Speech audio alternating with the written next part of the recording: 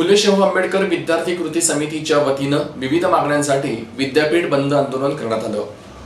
पुणे विद्यापीठाच्या मुख्य इमारतीसमोर फुले शाहू आंबेडकर विद्यार्थी कृती समितीच्या वतीने विद्यापीठ बंद आंदोलन करण्यात आलं। शिक्षण सम्राटांची मक्तेदारी संपवावी आणि विद्यार्थ्यांना अल्पदरात उत्कृष्ट शिक्षण मिळावं या मागणीसाठी हे आंदोलन करण्यात आलं। या आंदोलनात वेगवेगळ्या विद्यार्थी संघटना सहभागी झाल्या होत्या। सरकारने शिक्षणावर जीडीपीच्या 6% खर्च करून शिक्षणाचा व्यापक प्रसार करून त्याचा दर्जा वाढविण्याकरता पायाभूत सुविधा उभाराव्यात। विद्यार्थ्यांच्या शिष्यवृत्त्या बंद करण्यात येऊ नयेत।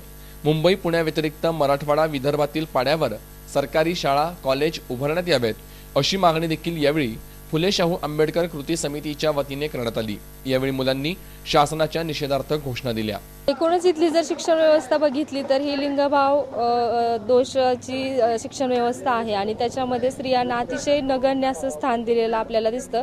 त्यामध्ये पण स्कॉलरशिपच्या माध्यमातून एक प्रकारे आभास निर्माण केला जातो की आम्ही स्त्रियांसाठी खूप काही करतो, पण प्रत्यक्षामध्ये आपण बघितलं तर दलित ज्या मुली आहेत त्यांच्यापर्यंत ह्या स्कॉलरशिप पोहोचत नाहीत आणि त्यासाठी शिक्षण व्यवस्था जी आहे ती व्यवस्थित जी प्रक्रिया राबवणं गरजेचं आहे त्या प्रकारे राबवत नाही आणि त्यामुळेच मग रोहित वेमुलासारखा जो विद्यार्थी आहे तो 6 महिने स्कॉलरशिप न मिळाल्यामुळं कशा प्रकारे मृत्यूला कारणीभूत ठरतो। तर ह्याच्यासाठी ह्याचं कारण जे आहे ते प्रशासन आहे आणि जातीग्रस्त प्रशासन मी त्याला म्हणेन, धर्माधिष्ठित प्रशासन त्याला कारणीभूत ठरलेलं आहे। तर ह्या प्रशासन जर त्याच्यावरती आपल्याला अंकुश ठेवता आला तर त्यासाठीच आमचा हा एक निषेध म्हणून आम्ही रॅली आणि विद्यापीठ बंदचं आयोजन।